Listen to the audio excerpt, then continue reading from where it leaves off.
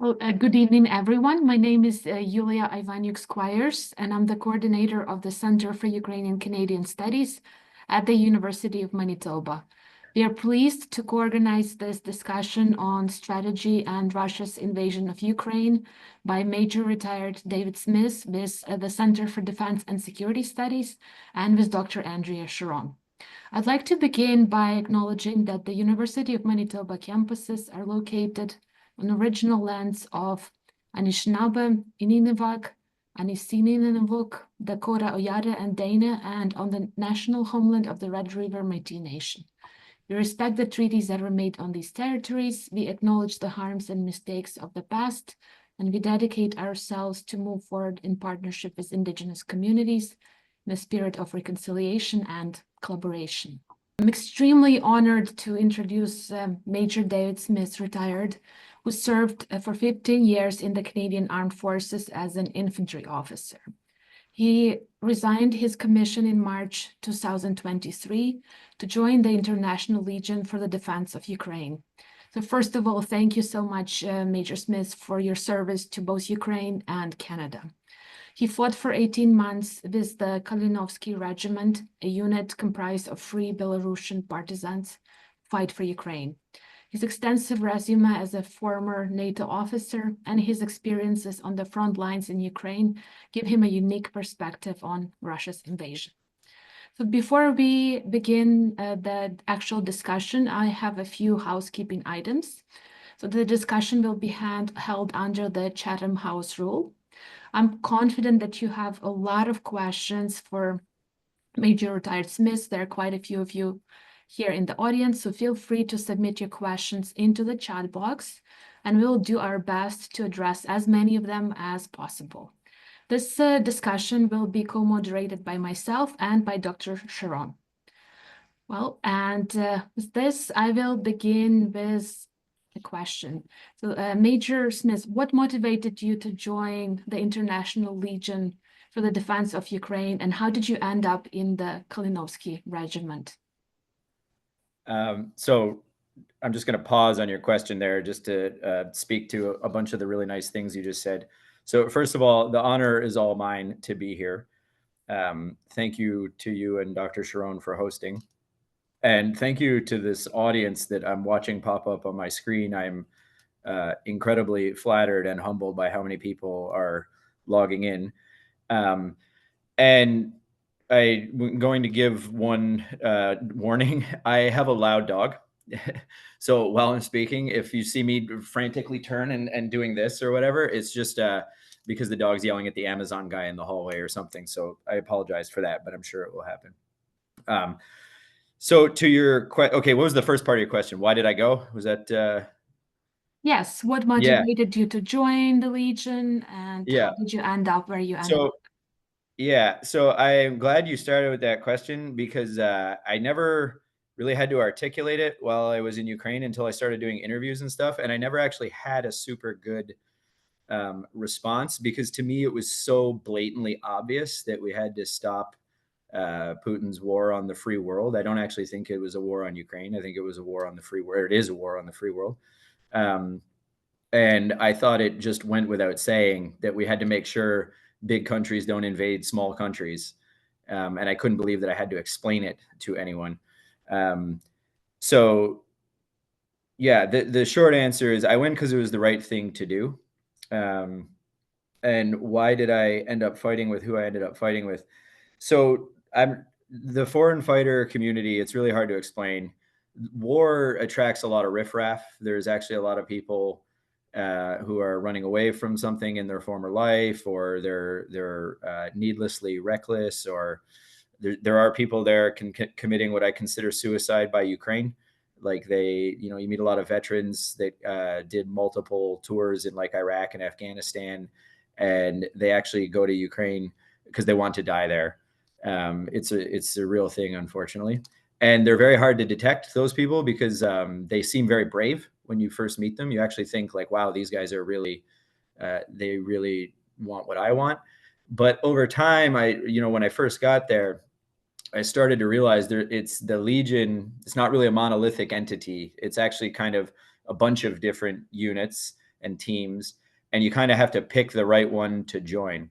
So the reason I ended up fighting with the Kalinovsky Regiment is I was well aware of the revolution that happened in 2020, the failed revolution in Belarus. And I knew that a lot of most of the soldiers in that unit were defectors from Belarus who went to Ukraine. They're political dissidents. So I knew that philosophically they would be the group of people that I was most aligned with, which turned out to be true, because when I went to meet their commanders, it was a very short conversation. They were like, "What are you doing in Ukraine?" And I said, "I hate dictators, and I figured you guys do too." And they were like, "Yes, you're hired." So I was the first Westerner that they hired and the first non-Russian speaker that they hired. So that's how I ended up fighting with who I was fighting with.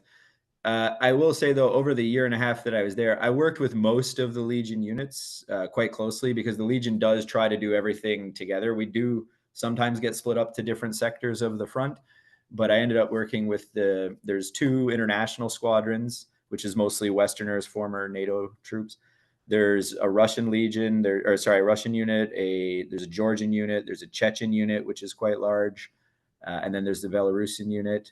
And there's also Ukrainian units that will hire foreigners directly.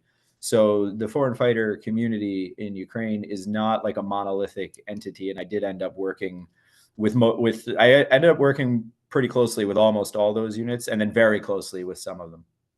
So, David, people may not understand, sort of who were allies, who were adversaries, because with your regiment, you were alongside disaffected Belarusians, and Belarus has been on the side of Putin. So, can you kind of unpack for us? You mentioned there were Russian contingents, there were the Belarusians, the ones you were Mm-hmm. with. How Mm-hmm. did you navigate, who was an ally and who was on the side of Ukraine, and who maybe wasn't? Yeah. So I'm glad you asked that. I'm going to give like kind of 2 answers to that question, because there's 2 ways to approach it. So the first way is, this is an explanation I've had to give several times. So if anybody listening has already heard it in interviews and stuff, I apologize, but I'm going to do it again. Draw a line, a vertical line in your brain. And in the middle of that line, put a box with 3 compartments. And those 3 compartments are Belarus, Ukraine, and the Black Sea. Okay. On the east side of that line is unfreedom. And on the west side of the line is freedom. Right. So you don't really need to worry about who's Chechen or who's a Belarusian that supports Lukashenko versus was protesting him and then got thrown in a concentration camp and escaped to Ukraine to fight in the war there. All you need to worry about is, like, do they want that line moving left or right? Right. If they want the line of freedom moving further east, they're on my side. Right. And it can be hard to figure out who's who in the zoo, because you would think that anyone that's in Ukraine trying to join the Legion must want to push the line backwards towards Russia. But that's not the case. We were penetrated several times. My unit is particularly vulnerable because Belarus does deploy Belarusians to try and penetrate the unit, to try and get recruited and sabotage what we're doing and send information back to the Belarusian KGB. And we did actually have to, last year, about almost a year ago now, we actually had to abandon the barracks that we were living in because we knew we got penetrated by human sources. So that's a very real threat.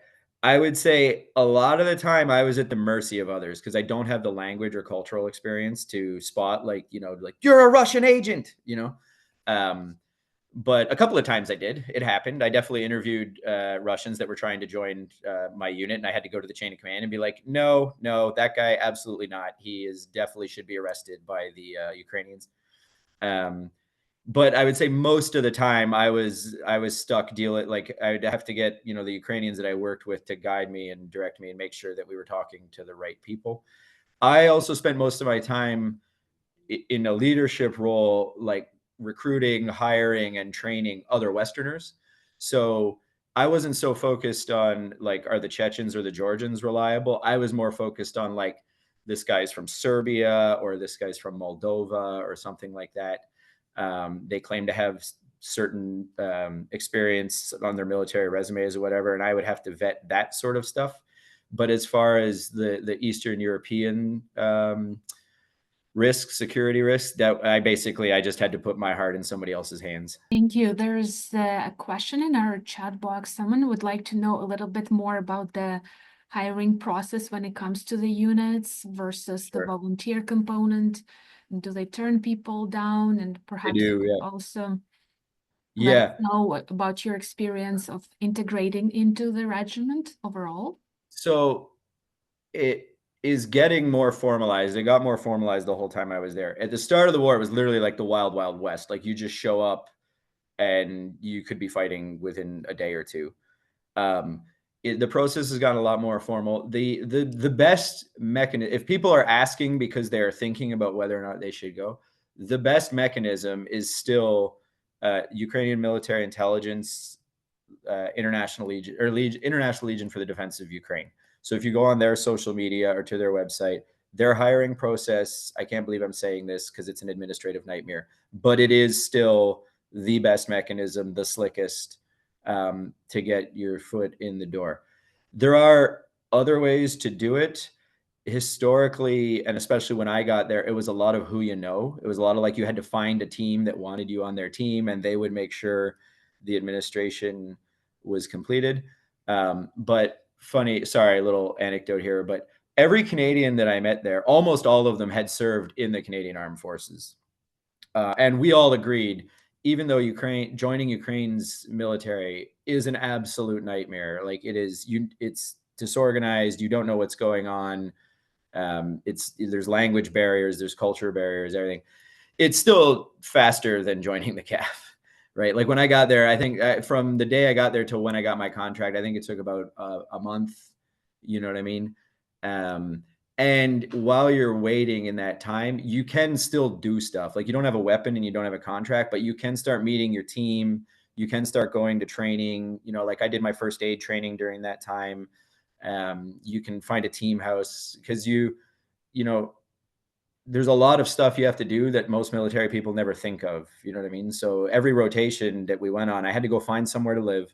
I had to find a grocery store, get a points card, join a gym, make sure, you know, my vehicle was running. So there's a lot of stuff that you need to do that you can actually do in that time while you're waiting for the administration to happen. And I will say it got better and better the longer I was there. Like if you took a snapshot of the Legion every 3 months or 6 months, you could honestly say like, yes, it's much better than it was 6 months ago. But it's not like a process where, you know, you go to their website, they send you a checklist, they invite you to meetings, you have an interview. It's not really, it's more fluid than that. Thanks, David. One of the key features of this Russian aggression and invasion of Ukraine has been how quickly tactics have adopted and sort of evolved. And it speaks to the question in the chat as well. On the one hand, can you give us a sense of how quickly tactics would change either by Ukraine or by Russia? And then, and this speaks to the question in the chat, are there any lessons learned that we can apply in a different context? Or are these new tactics just so unique to this conflict, it's unlikely that they would be replicated?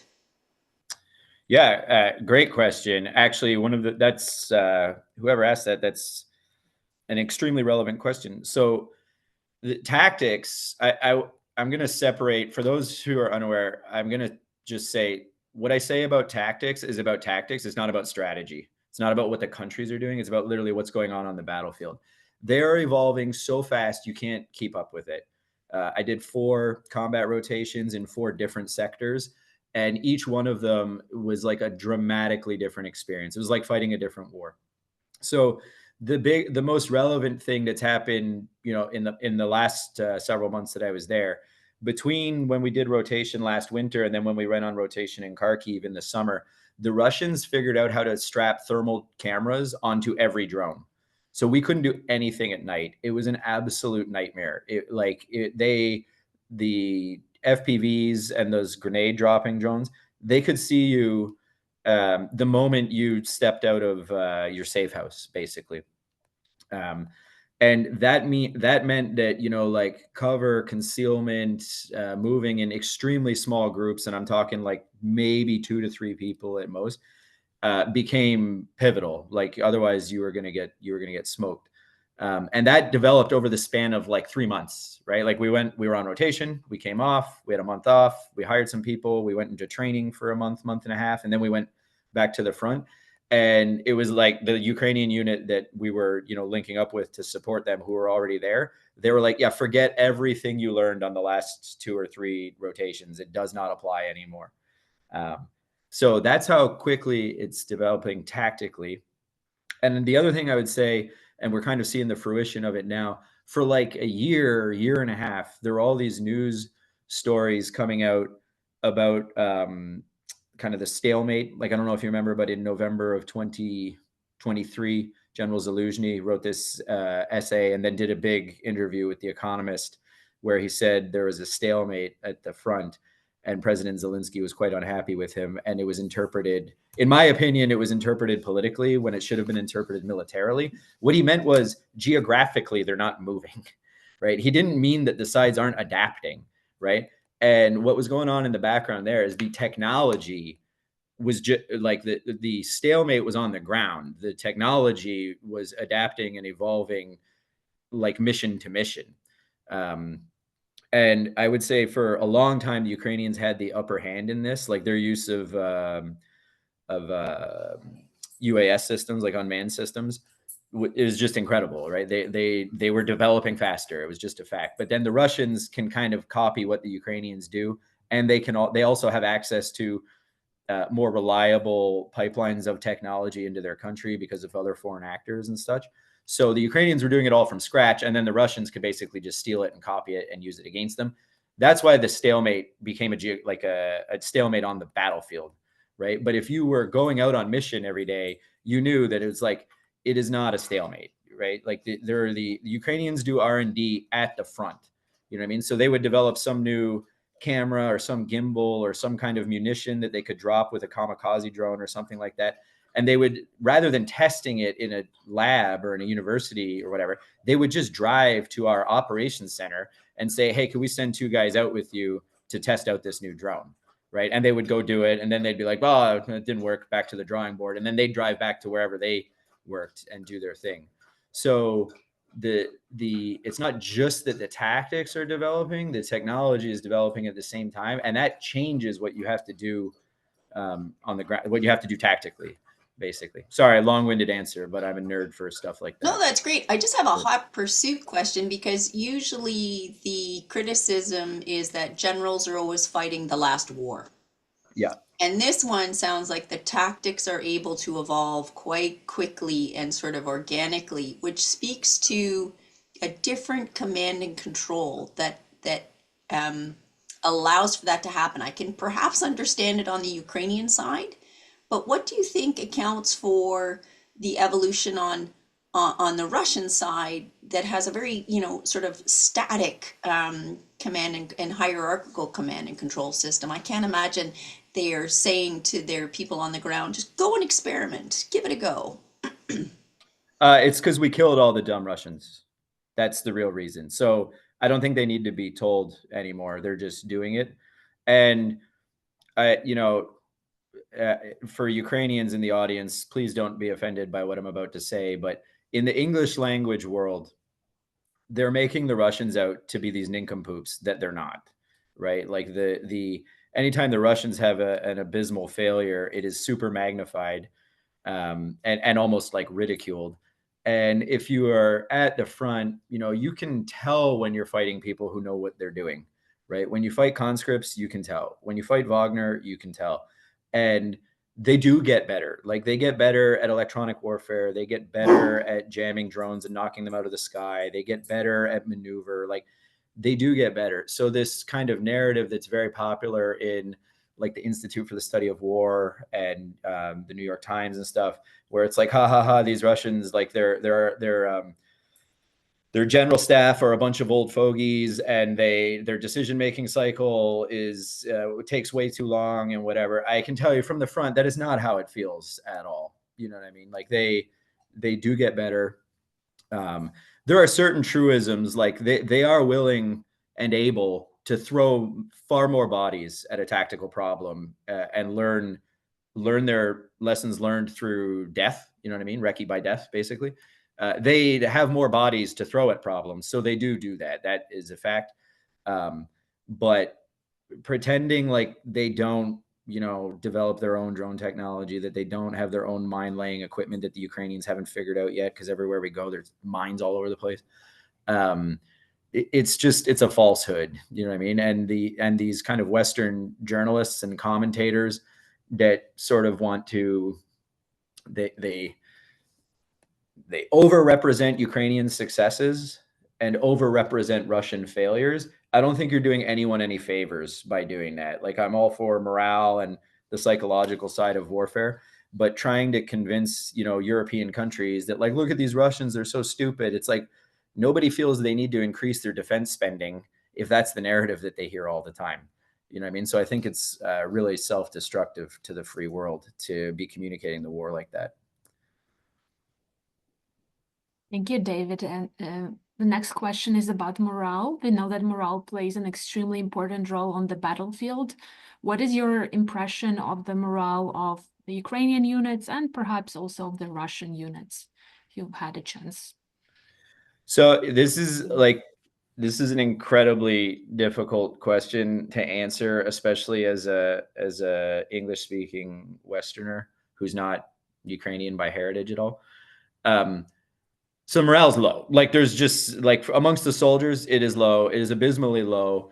I would say people on the whole, military and civilian, were relieved when Donald Trump won the US presidential election, because everybody felt like at least something will happen. Like, at least they'll get, like, something will break this strategic stalemate that the two sides are at. But it's a really hard question to answer, because, once again, anyone watching this from Eastern Europe, please don't be offended. But there's some sort of romanticization or heroism of suffering in that part of the world that I just don't understand. Like, the Russians, the Ukrainians, the Belarusian, anyone engaged in this conflict from that part of the world, I noticed they seem to think war is a matter of outsuffering each other, not outsmarting each other. So morale is low, but it's hard for me to gauge, like, is it nosediving or whatever, because morale just always seems low when I'm there. You know what I mean? And the longer the war drags on, the more, especially after the counteroffensive fizzled out in 2023, you really start, like, people that were sort of, in my generation, when you talk to them, it was really sinking in, like, we were hoping this would be over by the end of the summer in 2023. Now people were starting to realize this might be like a generational or 2-generational or 3-generational conflict. And that was really crushing to morale. On the Russian side, I would say it's hard for me to gauge, but I would say their officers are absolutely brutal on their troops. Like, we know it from intelligence reporting. We know it from how they are treated on the battlefield. We know it from listening to their radios. Like, the way that the frontline soldier is treated in the Russian military, I just couldn't imagine treating a subordinate that way. So they probably have really low morale just because of that. You know what I mean? I don't think any major tactical successes for the Russians actually boosts their morale very much. I haven't seen any evidence of it. I think they're just kind of like, this is just how it is. You know what I mean? We throw a meat wave after meat wave at Pokrovsk, and eventually they're going to take Pokrovsk, and they're going to be like, okay, great. It's great that we all died for that. Now we're here. What's the next thing? Are we just going to throw more meat waves at the next thing? You know what I mean? And I think you're going to start to see this in the coming year in Donbass, because they're gonna, I'm sure, looking at the map, they're gonna, go up that bowling alley from, like, Chasiv Yar, Zhushkivka, Kramatorsk, Sloviansk. Like, I think that's an axis that they're really, really going to try to exploit. And you'll just see like they'll throw waves and waves of bodies at each one of those little towns, and they'll take them, and then they'll just go do the next one. So I don't think any one of those successes really boosts morale that much. I'm sure the soldiers on the ground are just like, okay, great, now we get to go run and die in Sloviansk, you know. So Dave, we have a couple of questions, and they're sort of juxtaposed. On the one hand, it talks about how technologically advanced some of the tactics have become, jamming, triangulation. But then we also have the phenomenon of these, trench warfare, very similar to World War One. Do they work together? Are they conflicting, or what are the lessons learned for potentially other wars? Man, are these like plant questions in here, or what? You're hitting all my. This is great. So hey, stop. Okay, great question. Not even sure where to. Dude, hey, knock it off. Stop. People can be in the hallway. Okay, how to start with that question. Number one more story. I think I stole this phrase from somebody else, but it's such a good phrase that I'm just going to claim it as my own. It's like watching World War I from World War III, pretty much. I have stood in a trench, and I have it on film, while a Ukrainian from 3rd Assault Brigade standing it was his trench. It was his unit's trench. We were there we're visiting, we're having tea, talking. And he showed me on his phone a video of the trench we were standing in from a drone, and the trench was getting hammered with artillery like 3 days earlier. You know what I mean? And he was like, yo, check this out. This happened to us 3 days ago. And I was standing in the trench. I was like, man, like that's where we are, so you're literally watching like a Napoleonic War or World War One. From the cyber war of the future that everybody thought we would be fighting. And what I would say is, on the tactical level, they actually marry up quite well.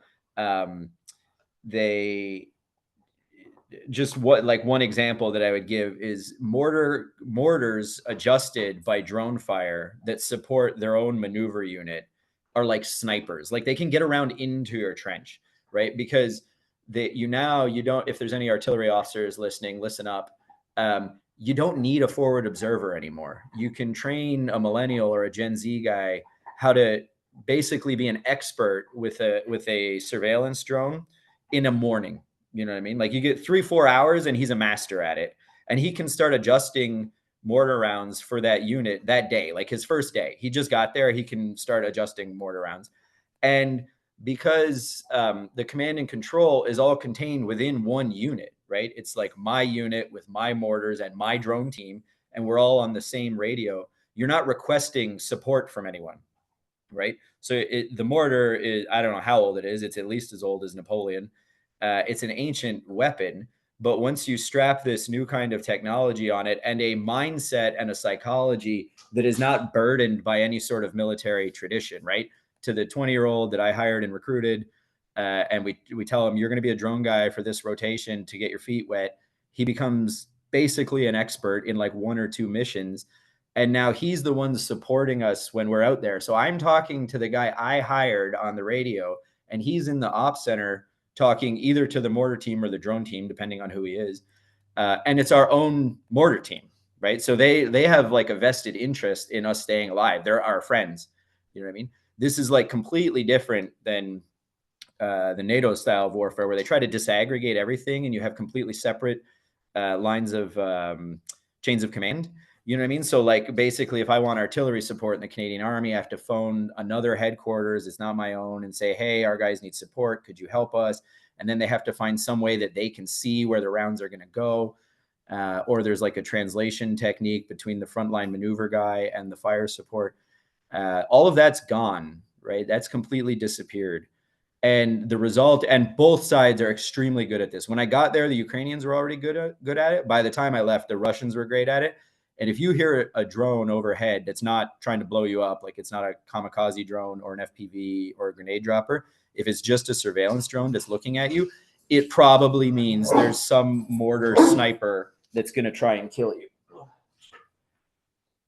Sorry, another long-winded answer, but there you go. Whoever asked that one, great question. If you want to talk about it more, message me after.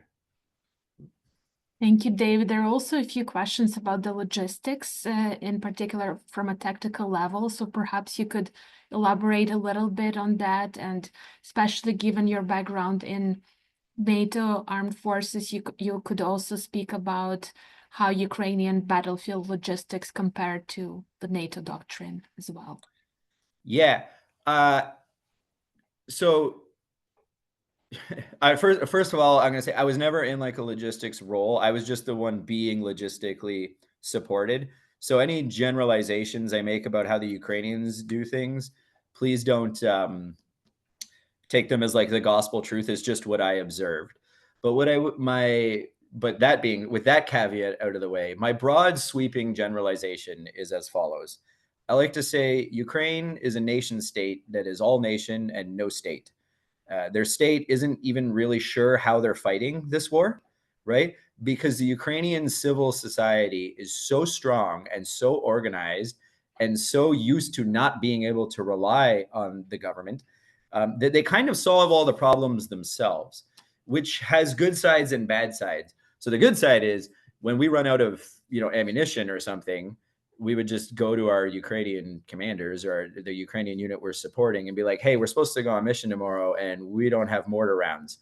And some Andre or some Mikalo would be like, okay, I'll be right back. And he would just get in a pickup truck and drive somewhere and come back with a pickup truck full of mortar rounds and be like, you guys are covered for tomorrow morning. Don't worry, you're good. And they weren't going to like a depot or anything. They weren't driving to like a logistics hub and sorting this out. It's done a lot through like barter and kind of who and networking and stuff sort of across the front. So there's like pros and cons to that because it's very fast. Like it's very like they solve problems logistically much faster than a regular standing military. The downside is it's very vulnerable to corruption, which those kind of scandals leak out, and it definitely happens. It's also not synchronized according to any higher level plan, right? So if a commander has prioritized something, if he has a priority for those mortar rounds, there's no guarantee that the way us on the ground are using them is in accordance with his priorities. You know what I mean? So there's pros and cons to it, but sorry, another like funny anecdote. I'm not joking. When I first got to Kyiv and I was waiting around to join a team, I was staying with this Ukrainian family, and the guy I was staying with, his wife and 3 kids, he was like, you should come to work with me tomorrow. I'll introduce you to all the people I work with. He worked at a library. He was like an IT guy at a library. So we go to the library and he's showing me around. He introduces me to the chief librarian, and she's very proud to show me around the library and everything. And then it's like, I've been there for like an hour and a half. And the chief librarian is like, you should come downstairs. So we go down to the basement of the library, and they have hollowed out everything under it and created reinforced tunnels like Churchill lived in World War II. And it was just all babusias preparing equipment for the front, like making cam nets, ghillie suits, collecting body armor, building trench candles, which are super important for us in the winter. Just all the like drudgery work that nobody in the military wants to do. They would just, sit there all day and prepare that stuff. And then literally the units would just phone this guy who worked at the library. Sorry, just give me a second. And that guy's name was Andre as well, obviously.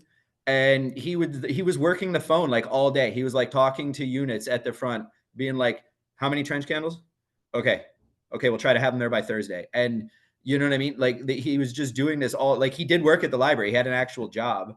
But like his brother and 2 of his sons and everybody were in military units.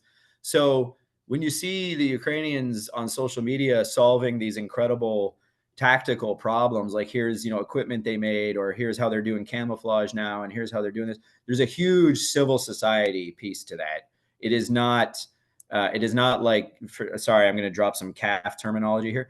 It's not like you put in a support request and then the director of land requirements had to vet it, and they had to have 17 years of trials, and then they figure out like, oh, maybe we should get a pistol after 90 years. It's literally something that is solved in, I would say, depending on what it is, a logistical problem that can seriously stop a unit from operating can often be solved in like 12 hours or 24 hours. It's very, very impressive. So we have a question about intelligence, surveillance, and reconnaissance, and how they have evolved on both sides of the conflict. And maybe if I could add, how do you assure, and I want to be careful here because we want to stay in an unclassified realm, but how do you assure that changes in tactics make its way from the front to the headquarters and back again in a timely fashion, and also, safely?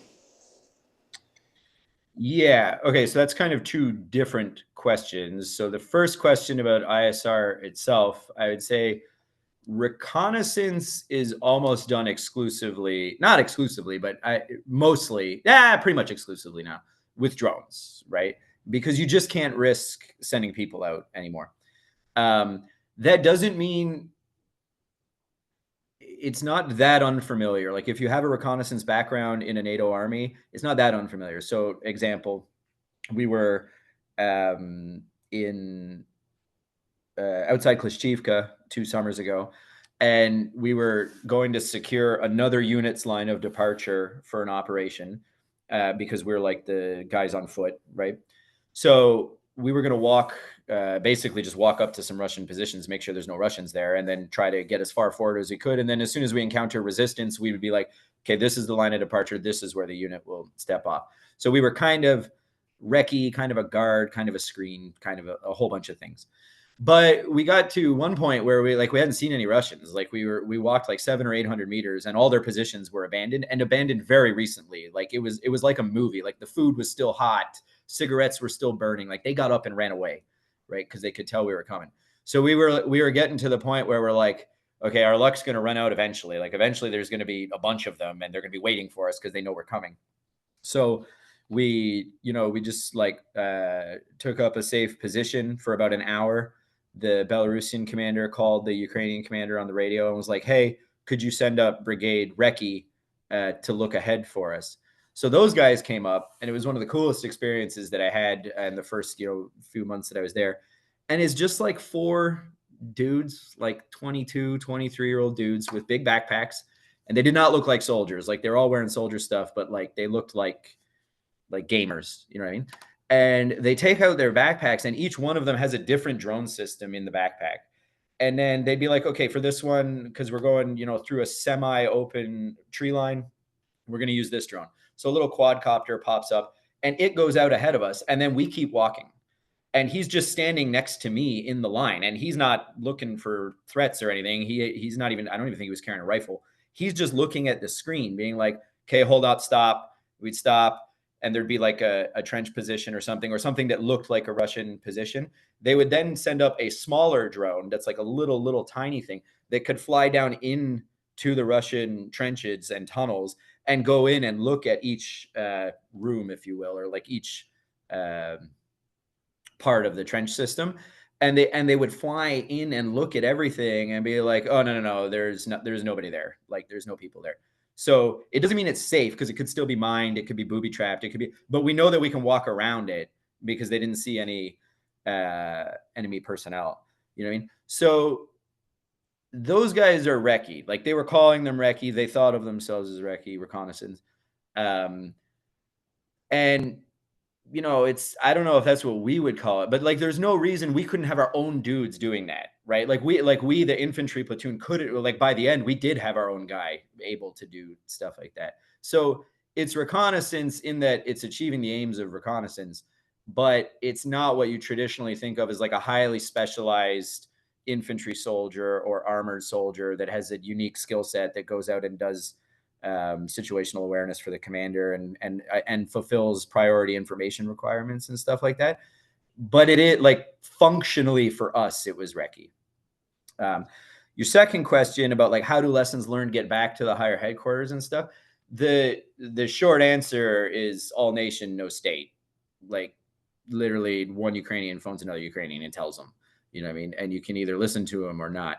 I would also say in a lot of cases that, you know, the units, especially the good units, the one like the Azov regiments and the SSO and whatever, they have almost like a startup mentality for how they do things. They don't have formalized like, oh, make sure to fill out your lessons learned report before you go home after mission. Like it is, they figure something out and they immediately tell everybody. You know what I mean? When we, you know, whenever we were coming into a sector and we we're like the new unit, the first thing all the team leaders do, like the commanders all meet each other, and then the team leaders all go meet the team leaders of the other Ukrainian unit that we're supporting, and they all sit down and like they take out their notes and they say, you know, this is the way the Russians are doing assaults here. Like this is, we lost 2 guys because we screwed this up, and it's very it's really fast. It's not like, you know, NATO sends a lesson learned cell to some headquarters and they sit there for a year and then read a report that no one reads. It's much quicker than that. Thank you. We also have quite a few questions about the involvement of North Korean troops. So did you encounter any? And if so, how were they different from the Russian troops? So I did not. That was going on. So we went to Kharkiv last summer in about June, I think the beginning of June or the end of June. Because if you remember, you know, in the spring of last year, Russia was really signaling that the big push was going to be on Kharkiv. He called it the sanitary. They were going to make a sanitary zone and all this stuff. While we were there is when Kursk happened. And I think that the reason the Ukrainians went after Kursk was not a military reason. I think it was a political reason. They wanted to derail this narrative that victory for Russia is inevitable, because they knew that if Putin's forces made it to the outskirts of Kharkiv and started hammering the suburbs of Kharkiv the way they had done to Bakhmut or any of those places, the international pressure on Zelensky to go to the negotiating table would have been unavoidable. Like the West would have just pulled support. So I think they went to Kursk basically to derail that narrative of inevitable Russian victory. And then I think the Russians brought in the North Koreans to kind of, because now that they, you know, by going into Russia, by launching a 10,000 man operation into Russia, you've essentially internationalized the war. Like the war was in Eastern Ukraine and it was localized there. Now it's not anymore. I think Russia wanted to demonstrate, they're like, oh, if we're going international, we're going to bring in international support. That was going on in Kursk while I was in Kharkiv, so I didn't fight any of them. But I strongly suspect, and from what I've heard from people that have been fighting, they're like, you know, they suck. Like they're not good. Like the North Korean army, I don't think has fought since 1953. And if Russians treat their own conscripts as expendable, I'm sure they treat the North Koreans as beyond expendable. They're disposable. You know what I mean? They're like they're fire and forget soldiers. Like you use them once, and if they die, they die. You know what I mean? That would be my suspicion. That being said, there's something to be said for numbers, because politically, the balance, the calculus that Putin and his government always have to be maintaining is how many people can we conscript before old ladies start protesting outside the Kremlin, right? So how many young men can we take away from their homes or their prisons or whatever it is they do and send them into Ukraine to probably die before there's political blowback against the Kremlin in Russia? By sending, you know, 10,000, 20,000 North Koreans to go do that, you are effectively, what's the word that I'm looking for? Not supplementing. You know, you're augmenting, you're lessening the cost on Russian political will. You know what I mean? So even if those soldiers really, really do suck, if you use a meat wave of North Korean soldiers to learn a lesson that you would have had to use a meat wave of Russian soldiers to learn, then the political blowback on the Kremlin is less. So I think strategically it is a good move. Thanks very much. We have a question about the effectiveness of the Western training that was given by Western partners to many of the Ukrainians. Are we seeing that helped, or have they advanced beyond what it was that we were able to give them vis-a-vis training at the beginning stages of the war, keeping in mind this was 2014?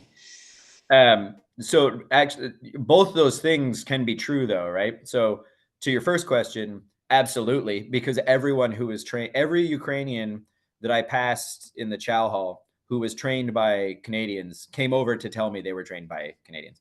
Our combat engineer that did the training for us on my last pre-deployment training in May of last year, when he was teaching our class, we had class with him, I think, for 2 or 3 days. It was amazing training. It was fantastic.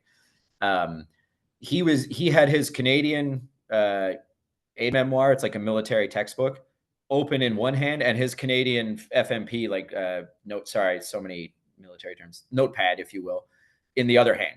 You know, he had his Canadian textbook translated into Ukrainian, and he had the notepad with all of his notes that he took when he was being trained by the Canadian Armed Forces. And when I told him, like, hey, I was in the Canadian Army for 15 years, he was like, Pratsuyum Razum, bro. You know, like, we worked together.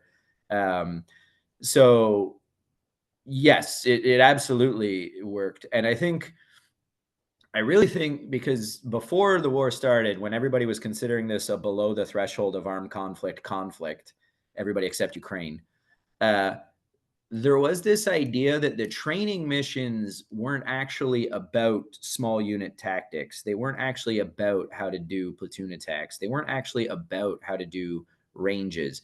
They were about signaling to Russia that the West supports Ukraine, right? They were about virtue signaling, essentially. So they had a political objective.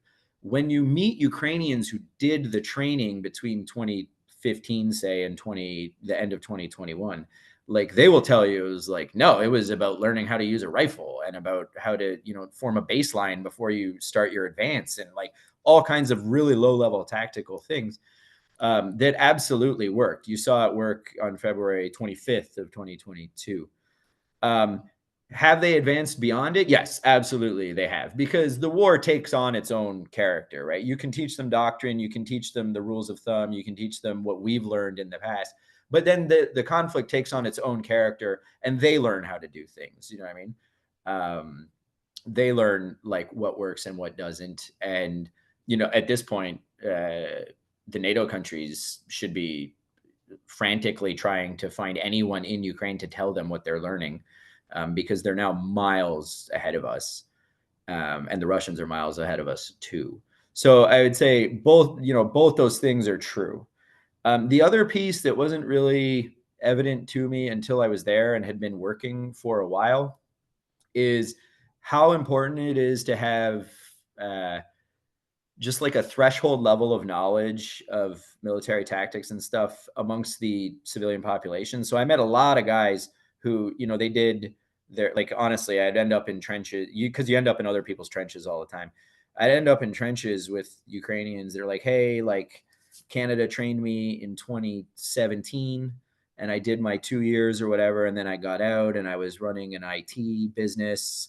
And then when the invasion started, I just drove to, my church, and some guy handed me an AK and I strapped onto this team. And I already knew how to do, I knew how to patrol. I knew how to get my gear ready. I knew how to throw grenades. I knew how to do first aid. I knew all this stuff.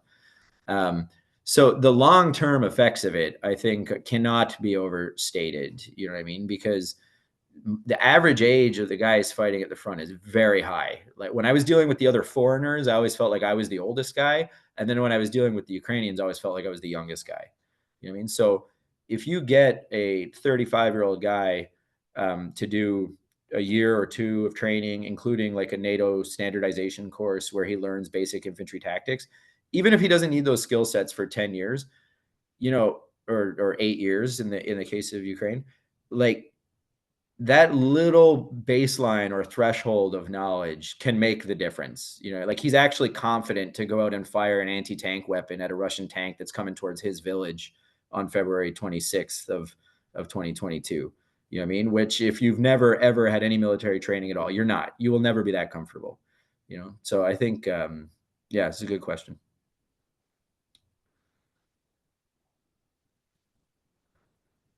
Thank you.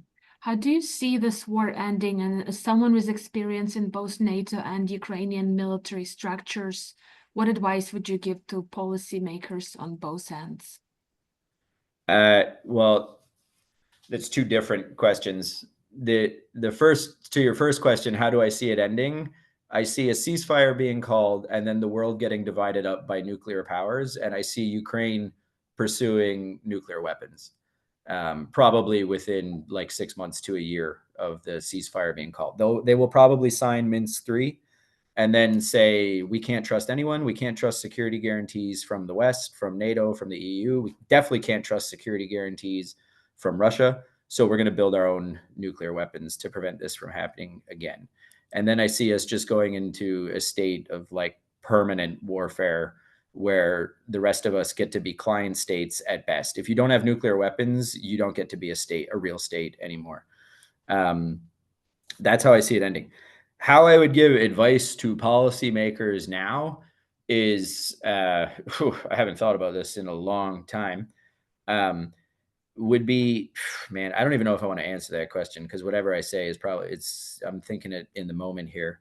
But I still don't think, outside of a few very smart people in the major Western powers, I still don't think they understand the seriousness of what's going on, right? The tyrants of the world were literally sitting there in 2022 watching to see what the free world's response was going to be to Putin. And it's clear to me Putin's won, right? Like his war on the West has won. His war on freedom, he's won it, right? He's proven that international law is a joke. He has proven that territorial integrity are just two words. That's why Donald Trump called our border artificial. He's proven that the rules-based international order is total jargon. He's proven that international institutions don't mean shit. I'm sorry. So, you know, he looks out the window and he wants to create the opposite world that I want to create. And the world is starting to look more and more the way he wants it to be, not the way Dave Smith wants it to be. And I still don't think policymakers understand that. I still don't think they get it. Like, I think they think this is, you know, it's about politically saying that you support Ukraine. It's not about stopping if to go back to my line analogy, where you have the line with the 3 compartments in it, Putin is pushing that line to the West. And, you know, the democratic countries, I think there's a lot of them. Once he breaks through, you know, Estonia, Latvia, Lithuania, Poland, there's a lot of countries that will pick slavery before they will pick increasing defense spending. Definitely not increasing defense spending to support a Ukrainian war.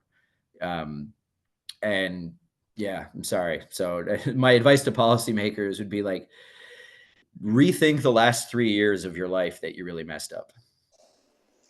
So following on from that, what are sort of the biggest misconceptions that you think we in the West have about the war in Ukraine? And if you can speak to maybe the misperceptions that Russia has about what's happening in Ukraine. Mm-hmm.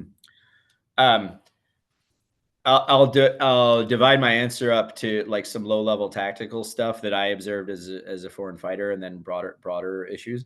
One that was a narrative that was super popular when I left, and it's trickled off now, but there was this really common idea that a lot of soldiers with experience in Iraq, Afghanistan, Syria, were showing up, experiencing an artillery barrage one time, and then being like, I'm out of here, screw this, this is too dangerous.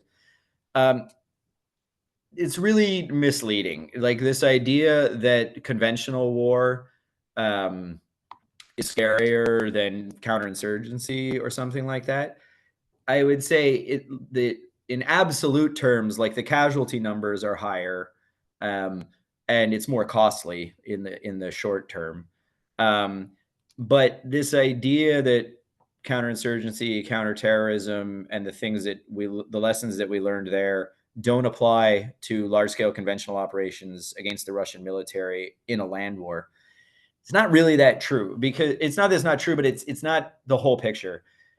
When you're going to kick down a door and go into a room and you don't know who's in the room, is it going to be like an insurgent with an AK or a suicide vest, or is it going to be like a mother with 3 kids that's cowering, and you have to make that decision in an instant? That's a lot harder and scarier than what I was doing, right? Conventional warfare, you can prepare for it. Like artillery sucks, drones suck, mortars suck, everything sucks. Mines are horrible. Watching your friends blow their legs off is awful. That's all bad. You can really prepare for it though, right? You can like have the right gear. You can know where you're going. You can make sure the ground is you can set the conditions in the operational environment for the mission that you're about to go do. And once you get there, you know it's game on, right? Like when I am walking up to a Russian trench with 11 of my friends, we know there is nothing good in that trench. You know what I mean? I don't have to worry, is there going to be a mother with 3 kids cowering in the trench? There's not. There's just going to be people we have to kill, and they're trying to kill us. And it's very, very easy. Similarly, when I went back off mission and I was like hanging out in the market in Kramatorsk or something, I didn't have to worry that some suicide bomber was going to drive a car into a crowd of people, or, you know, the old lady at the market was going to blow herself up while I was trying to pay for vegetables. You know what I mean? So you get to decompress a little bit. It's not like when you're living in a FOB and you're going on 30-day ops and you can't trust anyone that's around you, and the Taliban will be friends to you in the day and then set IEDs on the road at night. Like psychologically, it's a lot easier to bear, I think, what I was doing, even though in absolute terms, in physical numbers, yes, it is more dangerous. It's more destructive, you know, it's more expensive.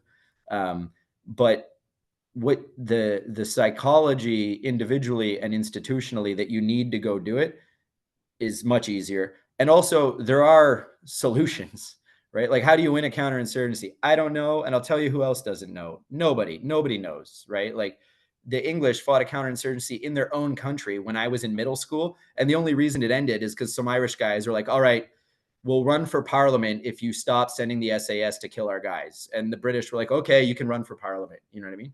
Nobody knows how to win a counterinsurgency. And then counterterrorism is a different nut to crack altogether. But you can actually figure out, there are people that know how to win conventional war. You know what I mean? There are people that know how to use artillery and maneuver and airplanes and stuff to achieve a military objective that causes your adversary's political will to crumble. You know what I mean? So conventional warfare, I think we should stop kind of say, because that, man, I'm telling you, when I first started, there were so many conversations that I had with other Canadian soldiers being like, oh my God, we wouldn't survive 3 days in this kind of war. Our brigades don't have enough ammo to last, you know, one engagement with what the Russian army is doing. It's like, yeah, that's true.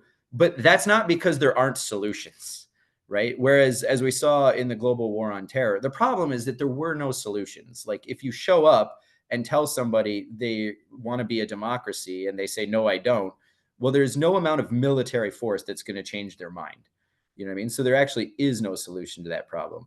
Whereas, you know, strategically in a conventional operation, like, there is a solution. We found them in the past. You know what I mean? They suck. Like, dropping nuclear bombs on Japan is awful, but it was a military solution and it did end the war. Right. So sorry, another long-winded answer, but there you go. Thank you. This is great. And we'll have to wrap up our session pretty soon. So I have a final question.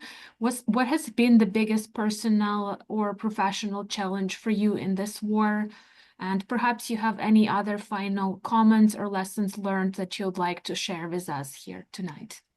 No, I'll answer your question there because it's a great one.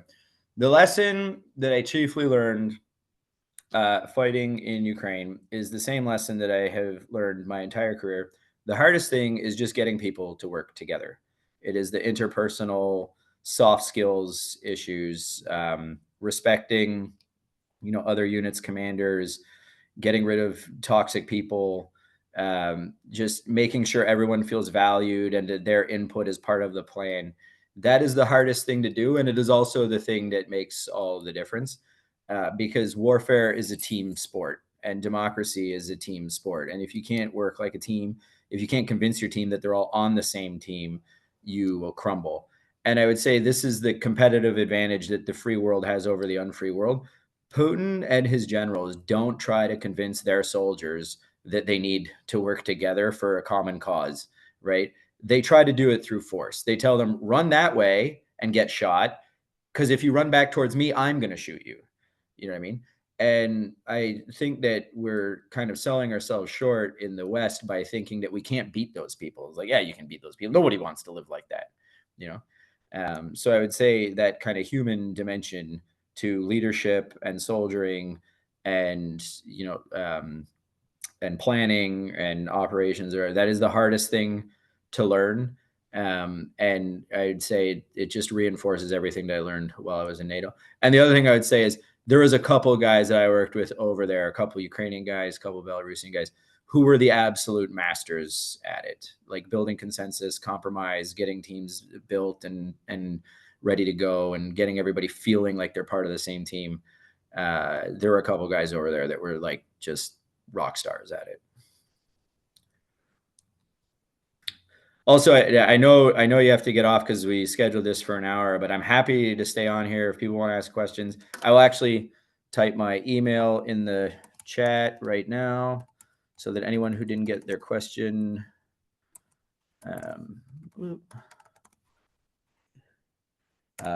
if I did not get to your question, I apologize tremendously. Oh, did that pop up? Yeah. If I did not get your question, to your question, I apologize tremendously, but feel free to email me and I promise I will respond to all of them. Thank you so much to everyone for joining this conversation tonight and for the great questions. And thank you so much to Major Smith for this amazing, sober, and extremely astute presentation and Q&A and this conversation. Certainly learned a lot. Just Major Retired Smith. Ya prosto Major soldat. retired, yes, Major Retired Smith. Ya prosto soldat. Thank you very much for your service both to Ukraine and Canada. And please stay tuned for more events from the center in the future.